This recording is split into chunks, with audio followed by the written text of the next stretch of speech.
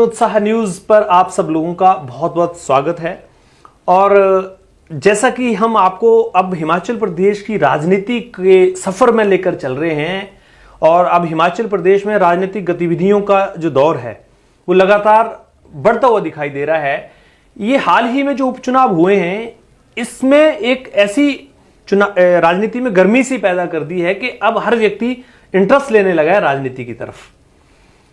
पहले भले ही भाजपा की सरकार हिमाचल प्रदेश में हो, लेकिन कांग्रेस पार्टी ने जिस तरह से इन उपचुनाव में अपने आप को प्रेजेंट किया है उससे अब मामला कहीं ना कहीं एक टक्कर वाला सामने आ गया है। और सभी जो पार्टियों के कार्यकर्ता है, जो सपोर्टर्स हैं, उनके में कहीं ना कहीं इस बात को चर्चा शुरू कर दी गई है कि कांग्रेस भी अब कहीं ना कहीं जन आधार लेकर सामने आ रही है और आगे हो सकता है कि कांग्रेस एक बड़ा फेरबदल जो है, जो भाजपा का मिशन रिपीट 2022 है, उस पर लगा दे।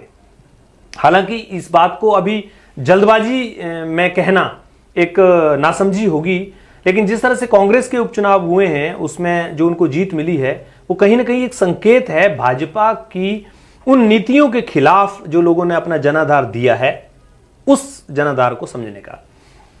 तो अब हम समय समय पर आपके बीच में कुछ ऐसे हस्तियों को, ऐसे लोगों को लाना शुरू करेंगे जो राजनीति में एक चेहरा है और राजनीति में एक सक्रिय भूमिका निभा रहे हैं, चाहे वो कांग्रेस की हो चाहे वो भाजपा की हो। मैं आपको एक चीज यहां बिल्कुल साफ तरीके से क्लियर कर देना चाहता हूं कि जीवन उत्साह न्यूज किसी भी तरीके से किसी भी व्यक्ति को किसी पार्टी के रूप में सपोर्ट नहीं करता है।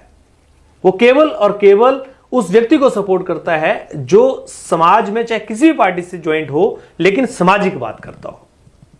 यहां पर किसी तरह से भी कोई व्यक्तिगत पार्टी का सपोर्टर ना मिलेगा, ना ही कभी हो सकता है। हम कॉमन प्लेटफॉर्म पर हर व्यक्ति का सम्मान करते हैं और हर व्यक्ति को मौका देना चाहते हैं कि वो इस मंच के माध्यम से अपनी बात रख सके। इसी विषय पर आज हमारे बीच में हिमाचल प्रदेश के एक युवा चेहरे जो कि राजनीतिक एक विरासत में भी कहीं ना कहीं इन्वॉल्व हैं। उनके पिताजी मेंबर ऑफ द पार्लियामेंट रह चुके हैं, श्री सुरेश चंदेल जी।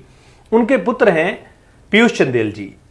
हिमाचल प्रदेश में करणी सेना के प्रदेश अध्यक्ष हैं और इसके साथ साथ में कांग्रेस कमेटी के उत्तराखंड से कोऑर्डिनेटर भी हैं।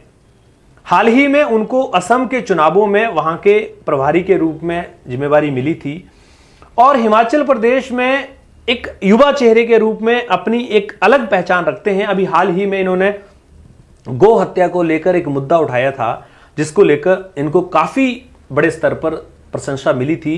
एक हिंदू धर्म में वैसे भी गौ माता का सम्मान सब लोगों के लिए, चाहे वो कोई किसी पार्टी का भी हो, एक कहीं ना कहीं एक जिम्मेवारी सा महसूस होता है। तो ऐसे में पीयूष चंदेल जी ने जो विषय को उठाया था, इसको लेकर इनको काफी ख्याति मिली, बहुत सारे लोगों ने पसंद किया, दिल्ली से भी इनको इनविटेशन आया। आज हमारे बीच में स्टूडियो में मौजूद हैं और आज हम इनसे चर्चा करेंगे इनके जिंदगी के बारे में, इनके विजन के बारे में और राजनीति में किस तरह से अपने आप को ये बेहतर रूप से प्रेजेंट करना चाहते हैं उस विषय पर। तो चलिए, युवा चेहरा है, मोटिवेटेड है और समाज के लिए एक अग्रणी भूमिका निभा रहे हैं हर चीज में। तो इनके साथ हम चर्चा करते हुए आगे चलेंगे और बात करेंगे हिमाचल प्रदेश की राजनीति और इनके करियर के बारे में। पीयूष चंदेल जी, बहुत बहुत स्वागत आपका जीवन उत्साह न्यूज के स्टूडियो में। और आज आप इस स्टूडियो में आए हैं, एक चर्चा का विषय हम लेकर चल रहे हैं। कांग्रेस पार्टी का एक नया चेहरा आप हिमाचल प्रदेश में दिखने जा रहे हैं। राजनीति आपको विरासत में मिली, आपके पिताजी मेंबर ऑफ द पार्लियामेंट रहे हैं, लेकिन इसके साथ साथ में हिमाचल प्रदेश करणी सेना के भी आप प्रदेश अध्यक्ष हैं और उत्तराखंड के जो कांग्रेस पार्टी के कोऑर्डिनेटर के रूप में भी आपको जिम्मेवारी मिली है।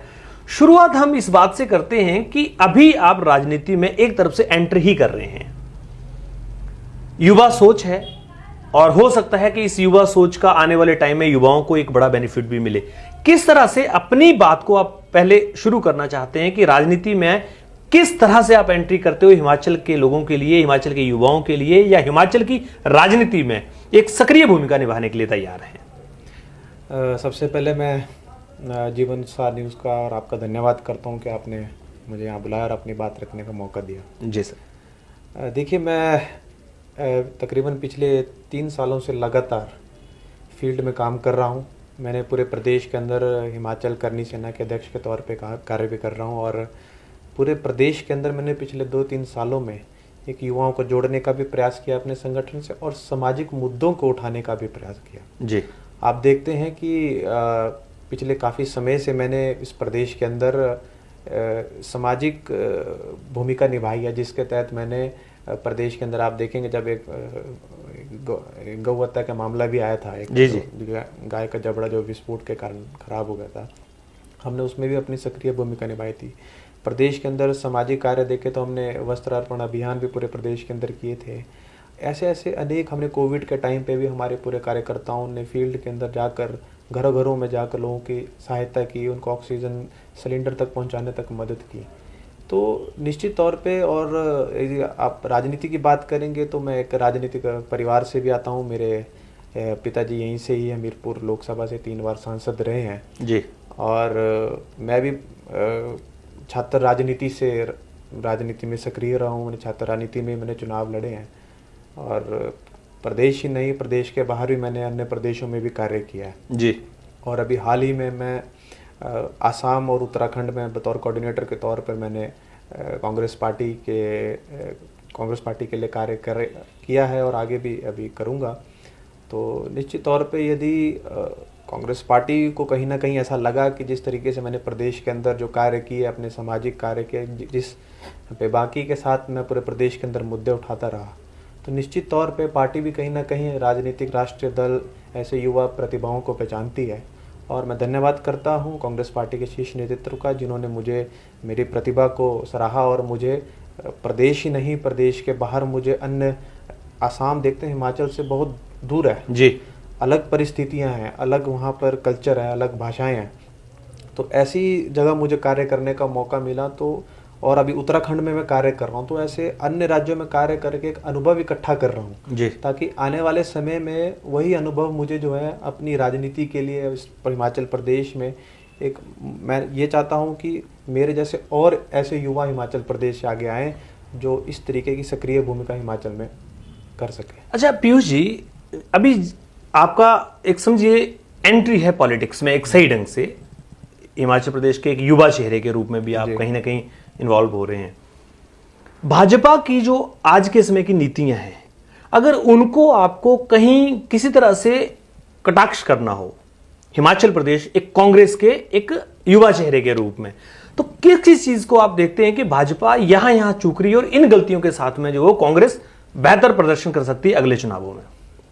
देखिए, अभी जैसे हाल ही में अभी उपचुनाव हुए प्रदेश के अंदर जी, तो जनता ने अपना मूड दिखा दिया है जी। जनता इस समय कांग्रेस पार्टी के पक्ष में है। अभी 4-0 जो स्कोर रहा है जी, इससे ये साफ दर्शाता है कि जो प्रदेश और देश के अंदर जो डबल इंजन की सरकार है, उसकी जो दमन नीतियाँ थी वो अब जनता समझ चुकी है और जनता अब आकलन कर रही है। आप किसी को भी बहका नहीं सकते, आप जुमले नहीं दे सकते जी। आपने देखा होगा कि देश के अंदर अभी पेट्रोल का क्या रेट चल रहा है, डीजल क्या है। हमारे देश के जो किसान हैं इतनी कड़कड़ाती ठंड में और तपतपाती धूप में दिल्ली के सरहद पर बैठे हैं अपनी मांगों को लेकर। आज तक प्रधानमंत्री जी ने उनसे मिलना तक उचित नहीं समझा। नहीं, लेकिन वो कहते हैं कि वो किसान नहीं है, वो व्यापारी हैं और खालिस्तानी हैं। इस पे आपका क्या टिप्पणी है? देखिए, भारतीय जनता पार्टी और उनके कुछ इंटीरियर सोर्सेज ने पूरा जोर लगा दिया इस प्रदर्शन को खराब करने के लिए, लेकिन आज अभी तक वो किसान वैसे कि वैसे वहीं दिल्ली की सरहद पर बैठे हैं। अपनी बातों को मनवाने के लिए वो उस संघर्ष को लड़ रहे हैं और देश ही नहीं पूरे विदेश से क्या कहते जो है इसके ऊपर जो है समर्थन मिल रहा है। अभी आपने देखा होगा कि अभी जो कमला हैरिस है यूनाइटेड स्टेट की वाइस प्रेसिडेंट, उसने भी मोदी जी को कहा कि आपको देश के अंदर एक डेमोक्रेटिक माहौल रखने की ज़रूरत है। तो इन आप समझ सकते हैं कि देश ही नहीं विदेश के अंदर भी अब प्रधानमंत्री आप हमारे देश का आकलन हो रहा है। ये जो अड़ियल रवैया अपना के बैठी है भारतीय जनता पार्टी, चाहे किसानों के मुद्दे में हो, महंगाई आप देख रहे हैं किस स्तर पर पहुंच चुकी है। अभी जो चुनाव का रिजल्ट आने के अगले दिन ही इन्होंने पेट्रोल डीजल के दाम कम किए। इससे यह दर्शाता है कि भाजपा की जो गलत नीतियां थी अब उनको वो सुधारना पड़ेगा। यदि इस तरीके का रवैया रहा, जो डिक्टेटरशिप जो भारतीय जनता पार्टी जो केंद्र की सरकार कर रही है जनता के ऊपर, यदि इस तरीके के वो डिक्टेटरशिप पे रहे तो निश्चित तौर पे आने वाले विधानसभा तो कांग्रेस पार्टी जीतेगी, लेकिन लोकसभा भी कांग्रेस पार्टी के पक्ष में माहौल रहेगा। अच्छा, अभी जैसे हिमाचल प्रदेश की राजनीति में भाजपा का एक सीधा सीधा सा रहता है कि हम विकास में कोई कमी नहीं छोड़ रहे हैं। अब मुख्यमंत्री जी देखें तो वो भी कह रहे हैं कि हम हर एक चीज़ को फोकस कर रहे हैं। आपको क्या लगता है कि हिमाचल प्रदेश में पिछले 2-3 सालों से जो सरकार 4 साल से चल रही है, किन किन चीज़ों पे भाजपा जो है वो पॉजिटिव फीडबैक दे पाई है और कहाँ कहाँ नेगेटिव फीडबैक देगी? अगर इसको आप एक फ्रीलांस तरीके से अगर इसका एनालिसिस करना चाहें तो। देखिए, इसका आकलन करने के लिए प्रदेश की जनता है जी। जनता अपना मत डालती है, वो ये देख कर डालती है कि प्रदेश सरकार ने क्या कार्य किए हैं। प्रदेश सरकार आप देख रहे हैं प्रदेश के अंदर, अगर मैं युवा की बात करूं, बेरोजगारी किस स्तर पर है जी। फिर आज हमारे प्रदेश के अंदर मैक्सिमम युवा बेरोजगारी में है, नशे में। हमारे प्रदेश के अंदर आज तक जो सरकार, ये प्रदेश की सरकार नशे को ख़त्म नहीं कर पाई। पंजाब से ज़्यादा नशा मैं कहूँगा हिमाचल प्रदेश के अंदर आज के बिक रहा है। हर घर में जो काफ़ी बड़े स्तर पर जो है युवा जो है नशे की चपेट में, तो नशे को ख़त्म करने में प्रदेश सरकार विफल रही है। प्रदेश सरकार की बात करें, बेरोजगारी के मामलों में विफल रही है जी। महंगाई के मामले में प्रदेश सरकार का कोई योजना नहीं, कोई बड़ा प्रोजेक्ट हिमाचल प्रदेश के अंदर ये सरकार नहीं ला पाई। और सबसे बड़ी बात, यदि आप किसी प्रतिनिधि को चुनते हैं विधानसभा में तो उसको प्रश्न के लिए चुनते हैं कि वो अपने किन प्रश्न और किन नए लॉस को वो इम्प्लीमेंट करे, उसके ऊपर डिस्कशन के लिए आप यहाँ से एक प्रतिनिधि जो है विधानसभा जाता है। तो मैं पूछना चाहूँगा कि कांग्रेस भारतीय जनता पार्टी ने के विधायकों ने आज तक कितने प्रश्न जो है जो विधानसभा के अंदर खड़े किए हैं ताकि जिस तरीके से नया लॉस जो है हमारे प्रदेश के अंदर आ सके। तो आप इस तरीके से आप देखो, प्रदेश की जनता ने ही उपचुनाव में अपना मूड उतार दिया और प्रदेश की जनता ने ही जिस तरीके से अपना मतदान किया उससे ये बता दिया कि प्रदेश सरकार ने अभी तक कितना कार्य प्रदेश के अंदर किया है। तो ये न्यूट्रल जो आप ओपिनियन मेरा मांग रहे हैं, ये तो प्रदेश की जनता ऑलरेडी दे चुकी है। आपका अभी आगे क्या विजन है कि आप कोई चुनाव लड़ने की तैयारी कर रहे हैं या आप किस तरह से राजनीति में अपने आप को और बेहतर से प्रेजेंट करना चाह रहे हैं? देखिए, बात रही चुनाव लड़ने की, यदि कांग्रेस पार्टी अगर मुझे मौका देगी तो मैं निश्चित तौर पे इस विषय पर आगे आने वाले समय विचार करूंगा। लेकिन चुनाव लड़ना न लड़ना ये सब हाईकमांड डिसाइड करती है। हमारा काम होता है कि अपने कार्य को करना, सक्रियता के साथ अपनी भूमिका अदा करना। और मैं लगातार, मैंने आपको कहा कि मैं 3 साल से समाज सेवा करता आ रहा हूँ, और चाहे मुझे टिकट मिले या ना मिले या कोई भी और चुनाव लड़े, लेकिन मैं निरंतर अपने समाज सेवा का कार्य जो है जारी रखूंगा और अपने कार्य करता रहूँगा। हिमाचल प्रदेश में कांग्रेस के जनाधार को लेकर, युवाओं को लेकर एक सोच होती है जी। हर व्यक्ति चाहता है कि युवा हमारे साथ आए। आप किस तरह से, क्या ऐसी रणनीति बना रहे हैं कि हिमाचल प्रदेश का युवा कांग्रेस की विचारधारा में शामिल हो जाए? देखिए, हमारे प्रदेश के अंदर ऑलरेडी जो हमारे यूथ कांग्रेस के अध्यक्ष हैं निगम भंडारी जी और यदुपति ठाकुर जी, और ये बहुत अच्छा कार्य कर रहे हैं। इनकी प्रेजेंस में, इनकी कार्यकाल में बहुत से युवा जो है कांग्रेस पार्टी से जुड़े हैं। और मैं ये कहूँगा कि अभी जिस तरीके से प्रदेश के अंदर बेरोजगारी का मामला है और महंगाई है, तो इसमें आने वाले समय में युवाओं को बढ़ चढ़ कर आवाज़ उठानी चाहिए। कहते हैं युवा ही देश का भविष्य है और युवा ही इस देश की जो सबसे बड़ी आज़ादी की क्रांति है, इसमें युवाओं का सबसे बड़ा योगदान रहा है। तो यदि प्रदेश के अंदर जिस तरीके से जो माहौल है, जो भारतीय जनता पार्टी की दमन नीति है, इसके खिलाफ युवाओं को आगे आना चाहिए। और कांग्रेस पार्टी एक बहुत पुरानी विचारधारा है देश की, इस पार्टी की विचारधारा के साथ जुड़ना चाहिए।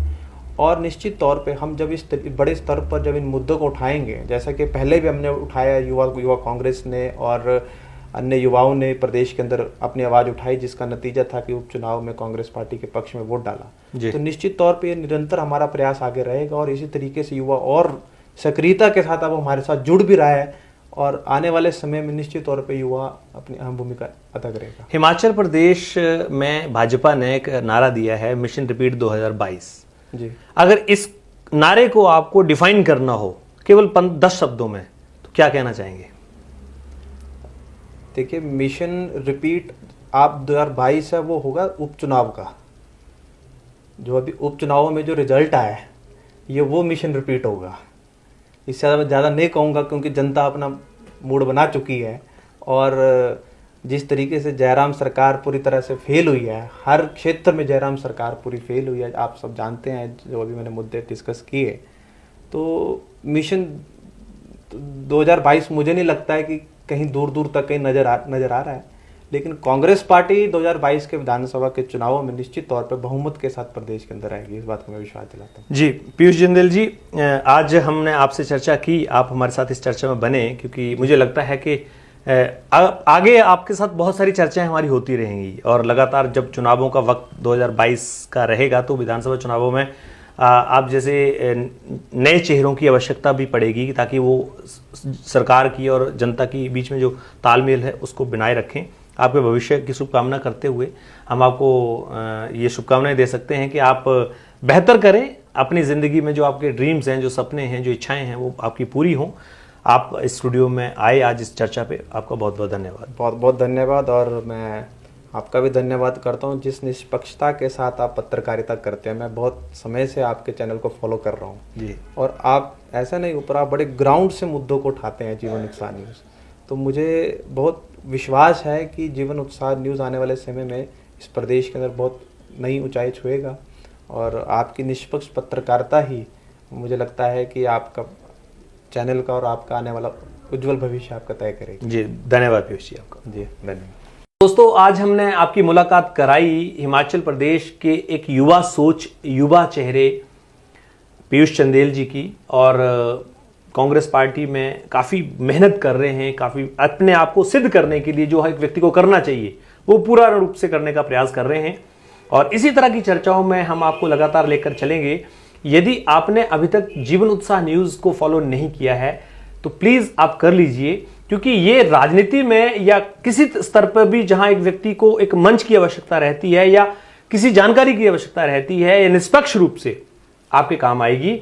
और अगर हिमाचल प्रदेश की तरक्की की हमारा युवा या हमारे जो भी बुजुर्ग हैं या जो भी लोग बात करते हैं, तो राजनीतिक जानकारी होना बहुत आवश्यक है। कौन व्यक्ति कैसे, किस तरह से, कौन सी चीज़ों पर आज फोकस करता है, ये कर रहा है, ये आपके पास जानकारी होनी चाहिए। जीवन उत्साह न्यूज़ के साथ आप बने रहिए, इसी प्यार और इसी विश्वास के साथ में आप हमारे साथ चलिए, ताकि हम और आप मिलकर एक बेहतर समाज के निर्माण के लिए कार्य कर सकें। बहुत बहुत धन्यवाद आपका।